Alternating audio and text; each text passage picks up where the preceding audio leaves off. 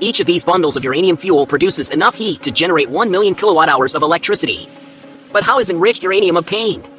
We visited the world's largest high-quality uranium deposit and a nuclear fuel factory to discover how uranium is extracted from nature and how one of the Earth's most dangerous metals is processed.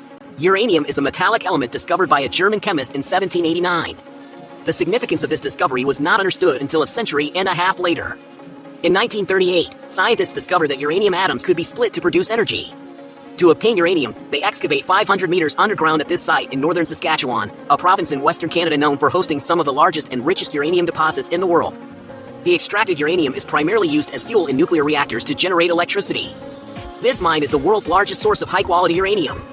The uranium ore lies beneath a layer of sandstone saturated with water. To reach it, they use tungsten carbide drills like knuckles on a fist. The drills bore into the rock face. These initial holes are for tubes that will extract heat from the ground and freeze it around the ore. The miner operates the equipment remotely, transferring a new piece of pipe to the end of the drill every meter and a half to penetrate 130 meters into the sandstone layer. It takes up to 8 days to install just one length of pipe, and there are 200 of them. They set up the pipes to surround the ore deposit. These freezing tubes will stabilize the soil and also turn the high-pressure groundwater into ice so it doesn't interfere with mining. A freezing plant above ground cools the calcium chloride brine to minus 30 degrees Celsius and distributes it through the freezing tubes. The brine absorbs heat while freezing the soil and refreezes above uranium deposits. Now they are ready to extract the ore. They will use this drill to bore into the ore body and make an initial small diameter hole, known as a pilot hole. The pilot hole traces the drill's path to the ore and creates an entry point for larger mining equipment. From an elevated position, the drill vertically bores into the rock to reach a specific level below the ore body. Now they're ready for the reaming drill. The drill lifts the reaming bit through the pilot hole, lightening it. A remotely operated cart picks up the rock. This remote control system keeps miners at a safe distance from falling rock hazards. It also minimizes their exposure to radioactive uranium in the ore. As an additional precaution, they continuously ventilate the mine by introducing fresh air every 20 minutes. Operated by the operator's control lever. The cart delivers the ore to a scanner.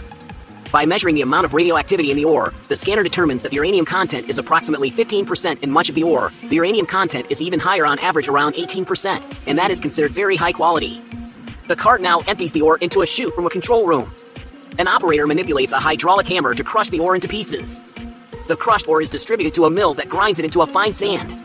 They then add water and it turns into a slurry, which is then pumped to the surface. Trucks transport the uranium slurry to a mill 80 kilometers away. They stop at a special unloading facility. The vacuum system support lines up with the container enclosing the uranium tank. Once in position, a vacuum tube drops into the tank and sucks up the slurry. After washing and radiation checking, the truck leaves the facility. The powdered ore is treated with acid to obtain uranium. The uranium slurry is fed into large tanks filled with acid. The acid dissolves the uranium, but not the rest of the rock. The rock settles to the bottom of these tanks. The uranium acid solution flows forward, leaving unwanted minerals behind. Using a series of chemical reactions, they further purify the uranium. It's converted into gas so that uranium-235 can be enriched, which is the isotope needed for a chain reaction. This gas is fed into centrifuges, where centrifugal forces are used to separate the uranium isotopes based on their mass. Uranium-235, being slightly lighter than uranium-238, concentrates more in the center of the centrifuge, allowing for its separation. Once separated, it is concentrated into a black powder like coal. The uranium powder flows into 210-liter steel drums. The drums are then shipped to a nuclear fuel processing plant. The uranium goes from black to yellow as it is converted into uranium trioxide, an intermediate chemical formed in the processing chain. They send the uranium trioxide into specially designed inverted cones upon arrival at the facility. A valve opens at the bottom, and the powder flows into conveyor tubes that carry it to the plant. Inside, they dissolve the uranium trioxide powder in acid. A worker takes a sample to test density and chemistry and confirms that both are acceptable. They then add a chemical to convert the dissolved uranium into solid form. After further processing, the uranium trioxide becomes uranium dioxide, the required chemical form for nuclear fuel. By centrifuging the uranium dioxide, particles of different sizes are mixed to make a more homogeneous blend. The chemical processing has also changed the color of uranium. Now it is a fine black powder using several tons of pressure. Presses mold the uranium dioxide into pellets. A rotating wheel with protrusions guides the pellets onto a channel conveyor. A uranium pellet the size of a peanut generates the same amount of energy as 800 kilograms of coal or 560 of oil. The conveyor carries the pellets to an oven for 24 hours. Heat removes the pores from the pellets. The pellets shrink, increasing the density of uranium. A robot arm loads the pellets onto a tray and levels them. The conveyor moves the tray forward. A robot places zirconium fuel tubes on a rack. Zirconium is a metal highly resistant to both heat and corrosion. but neutrons will pass freely through it during the fission reaction. The tube rack meets the incoming pellet tray. A robotic loader pushes the stack of 30 pellets into the tube.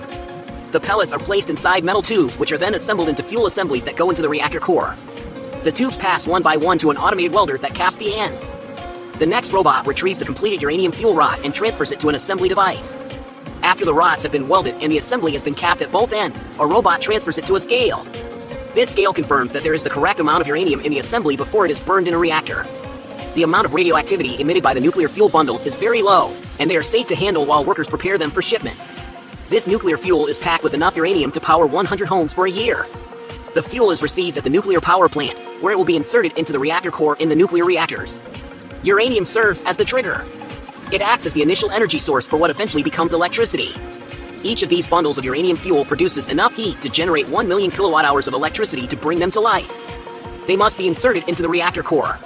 The 480 reactor tubes can each contain up to a dozen fuel rods. And when the 5760 rods are in place, the show begins. Nuclear fission converts matter into energy that is released as huge amounts of heat. Some of the uranium atoms within these fuel rods are excitable, and when excited, they start releasing neutrons in all directions. The tiny neutrons can pass through the zirconium walls of the fuel rods, flying from one tube to another until they collide with another uranium atom. When they do, the atom splits, releasing energy in more neutrons, and thus a nuclear chain reaction is obtained. But when it accelerates too much, it needs to be stopped. If what scientists call a nuclear reactor meltdown does not occur, the reactor is not only sealed between 2-meter-thick reinforced concrete walls but also automatically shuts down if the temperature rises or the pressure drops too quickly. The heat is used to convert water into steam, a process carefully controlled from the control room of the plant. The huge turbines placed in a 400-meter-long room and 20 stories high convert the steam into electricity. The turbine spins at 1,800 revolutions per minute and powers a generator. The gigantic generator wheel converts the motion into over 750 megawatts of electricity, enough to meet the needs of 500,000 people. After about a year in the core, the fuel bundles are spent, but they are also extremely hot and radioactive. They are so hot that the rods must be stored in water for 10 years before they can be safely disposed of. They are placed in a pool at the plant to cool down and for the radioactivity to dissipate. Sunken in the depths of this 8-meter deep pool are over 700,000 radioactive fuel rods. Like the